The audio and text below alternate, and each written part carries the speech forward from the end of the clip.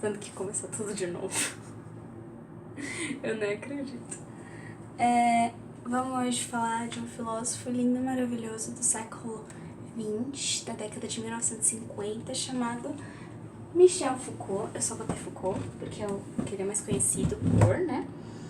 E o Foucault, ele é um filósofo muito interessante, que é muito cobrado, só que ninguém conversa sobre eles normalmente durante o cursinho ensino médio em geral. Então, ele é alguém para se ter bastante atenção, porque ele pode cair bastante, mas ninguém liga para ele muito e ninguém explica muito bem sobre as teorias dele, principalmente a teoria do poder dele, que é bem difícil e ninguém vai muito além. Então hoje eu vou falar um pouco sobre o Foucault, falar um pouco sobre a história dele para entender mais ou menos o contexto de vida dele e o que estava acontecendo na época. Bom, o Foucault, ele é um filósofo francês que viveu durante os anos da brilhantina nos Estados Unidos, mas ele nunca entrou em contato com a cultura americana propriamente dita. Ele gostava mais de pesquisar sobre história e cultura e relações de poder. Esse é o principal foco dele. O Foucault, ele é de uma família muito rica da França, de uma dinastia de vários cirurgiões que pertenciam à burguesia francesa, que é um dos pontos que ele mais odeia e é o que ele mais fala nos livros dele. É o domínio da burguesia em relação a tudo que está acontecendo no estado da França. Os pais dele são dois cirurgiões super renomados da França e que pertencem a essa burguesia.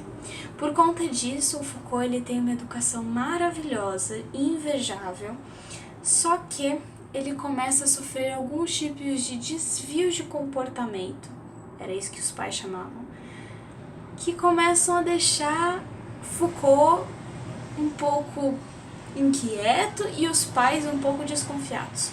Os pais, já que deram uma educação maravilhosa, queriam que Foucault fosse médico também, mas não era a ambição dele, ele não gostava tanto assim. Com em torno de 15 anos, bem na adolescência mesmo, Foucault começou a se cortar e começava a ter pensamentos suicidas, o que não era comum para um garoto da idade dele. Ele começou a ficar excluído e no quarto da faculdade, que ele estava começando com 22 anos, ele colocava fotos de tortura de pinturas do Francisco Goya. Então ele não era um ser humano assim que estava na média, ele tinha uma educação ótima, ele era super inteligente, mas ele não tinha um comportamento promissor para ser um médico. O pai então começa a ficar muito desconfiado, principalmente da tentativa de suicídio dele com 22 anos, e decide colocar então ele em sessões periódicas de um psiquiatra, o melhor psiquiatra de Paris. Foucault foi e descobriu, através do psiquiatra, na verdade foi confirmado, que a maioria dos comportamentos e desvios de comportamentos que ele tinha derivavam dele querer reprimir ao máximo a sexualidade dele. Foucault era homossexual com tendências sadomasoquistas, então ele gostava de sentir dor. Sentir dor para ele era tudo de bom. E ele queria reprimir, porque a gente vivia nos anos 50, a gente não, porque eu não vivia lá, mas nos anos 50 as pessoas reprimiam bastante a relação do sexo, principalmente em televisões, censura, então ele não queria mostrar essa parte dele e, consequentemente, ele tinha desvios de comportamento com isso. Então, depois que Foucault teve essa revelação e o pai soube disso, Foucault falou pau no cu e largou a faculdade. E a partir disso ele começou a viver em vários lugares da Europa. Ele morou na Suécia, ele morou em Londres, ele morou em Roma, ele viajou para tudo quanto é lado. E principalmente ele queria buscar entender por que as pessoas tinham essa relação de poder. Ele começou a ingressar em vários movimentos e manifestações da comunidade LGBT e várias também manifestações de tendências à esquerda, mas ele não era comunista. Ele criticava a burguesia e principalmente a medicina por conta do pai do psiquiatra. Mas ele não era comunista de carteirinha, como é o Marx ou afins. Bom, numa das viagens que ele fez, que ele estava com um amante dele, em Roma, ele começa a ler um livro de alguém que é muito importante do século XIX, que é o Nietzsche.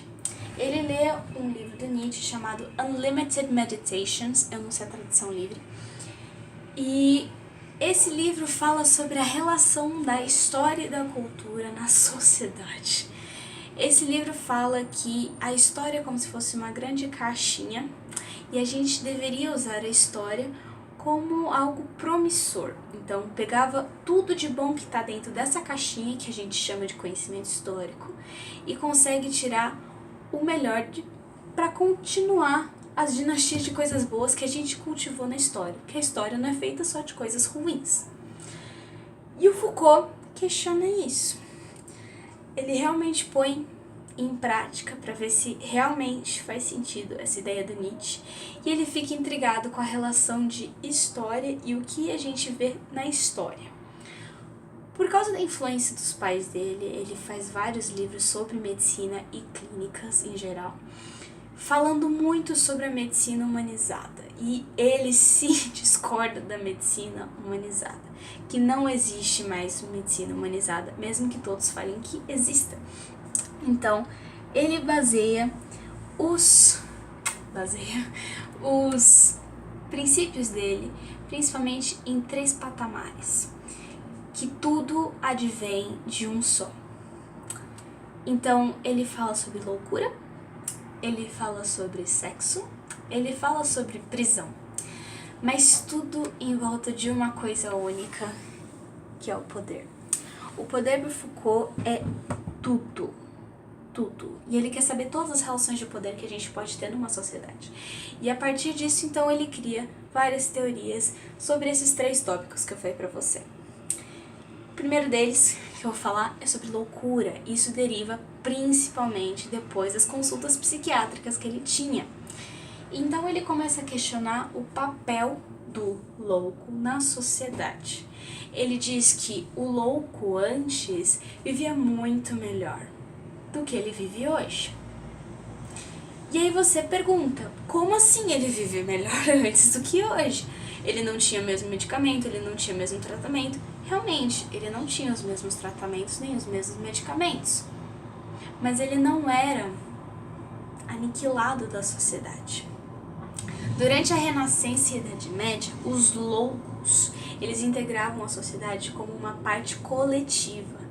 Então, eles faziam parte da sociedade, e parte dessa sociedade que eles poderiam contribuir socialmente. Então, eles tinham opiniões e todo mundo respeitava as opiniões dos loucos, porque eles eram ditos de sabedoria, porque eles pensavam diferente, eles pensavam fora da caixinha, porque eles não tinham um comportamento normal.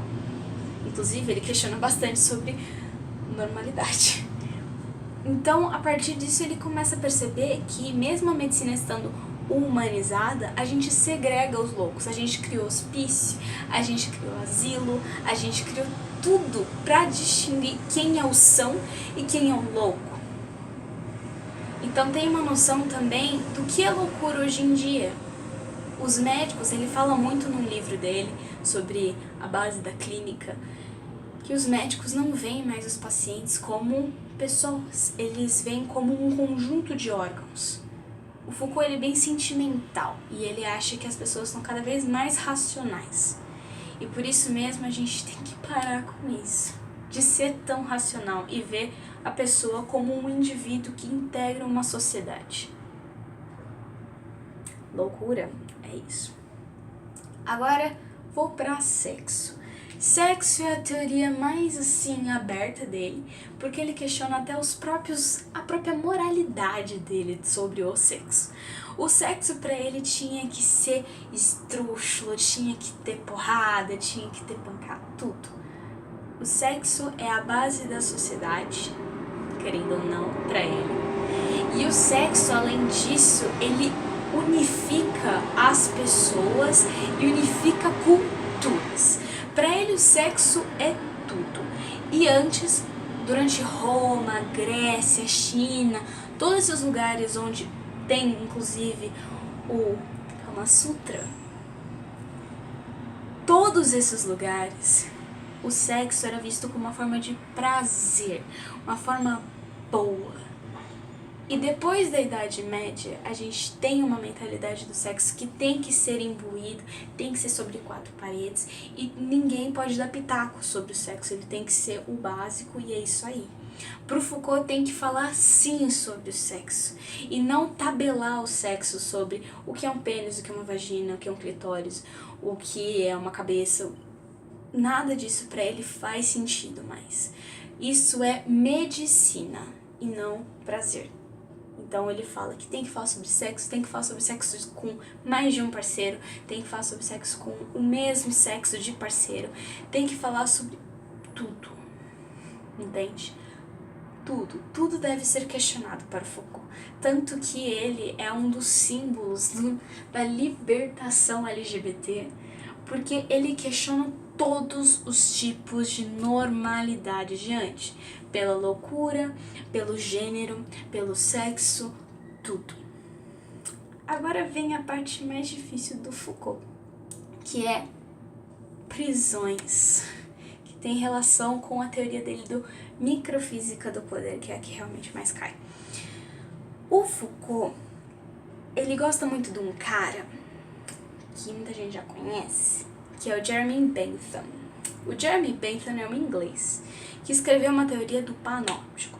O panóptico, para o Jeremy Bentham, é uma grande torre, que em volta dessa grande torre, que não tem fim, são várias prisões, várias celas de uma prisão, em volta uma da outra, em formato de círculo, onde você não consegue ver quem está lá no topo, de tão alta que é a torre, e quem está lá no topo consegue ver todos que estão em volta.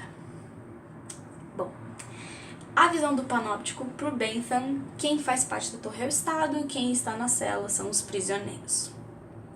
O Foucault fala sobre 2 coisas em relação ao poder nas prisões.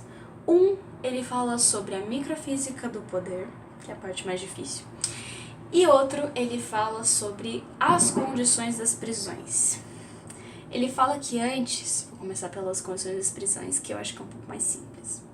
Ele fala que antes tinha torturas a céu aberto, tinha decapitação na Revolução Francesa, tinha esquartejamento, tudo ao vivo.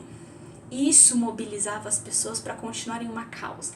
Aquela pessoa que morreu porque ela era um mártir, porque ela foi morta em frente de todo mundo, ela é foda, você é igual a ela. Então estimula revoluções, o que é bom, porque estimula o pensamento crítico.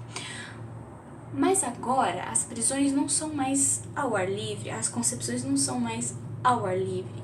Tudo que a gente sabe sobre prisões são as prisões fechadas, que a gente não sabe muitas vezes o que acontece lá dentro. Um exemplo disso é Guantánamo, em Cuba. Eu acho que é Cuba. É uma prisão que Al Capone ficou. Al Capone faz parte da máfia italiana. E Al Capone saiu traumatizado de lá. E até hoje a gente não sabe o que tem lá dentro. O Estado não mostra mais o que ele faz com os prisioneiros. E todo mundo fica com medo de se rebelar porque fica com medo de ver o que acontece ali dentro. Não estimula o senso crítico. Então, não que ele fale para todo mundo dar porradaria e todo mundo morrer, mas ele fala que as pessoas se tornaram completamente diferentes de antes. A gente virou cômodo em relação ao nosso pensamento crítico, principalmente porque a gente não quer ser mais mártir. Porque antes as pessoas te viam sendo morto em praça pública. Agora quem te vê morto é só a pessoa que realmente te põe uma injeção letal ou te eletrocuta. Não tem uma visão glamourizada. Tá. Essa é a primeira parte. A segunda parte é mais difícil, que tem a ver com o panóptico. Agora, o que está em questão não é o tipo de domínio necessariamente sobre o preso, mas o domínio de nós presos sobre tudo. O Bentham, no Panóptico, ele fala que as pessoas são coordenadas por um poder. Foucault fala que não é um poder, são vários. Isso ele chama de microfísica do poder. Microfísica do poder porque micro são vários mini poderes que constituem um poder grande e fazem parte de um poder grande. E a partir disso, você consegue ser controlado de várias maneiras diferentes de administração. Então, por exemplo, você consegue ser ao mesmo tempo administrador de uma igreja, mas você é subversivo ao Estado. Cada lugar que você vai tem um tipo de hierarquia. E isso constitui a microfísica do poder. Por isso a gente não pode falar mais sobre o panóptipo. A gente pode falar sobre vários panóptipos, mas não só sobre um. E o Estado não necessariamente é o centro do poder. Isso é uma questão que ele debate bastante. E quem faz parte do Estado sempre está mudando, de acordo com a hierarquia. Isso é influenciado principalmente pela burguesia. Esse é Foucault. Foucault é bem difícil, mas espero que tenha ajudado. Beijinhos.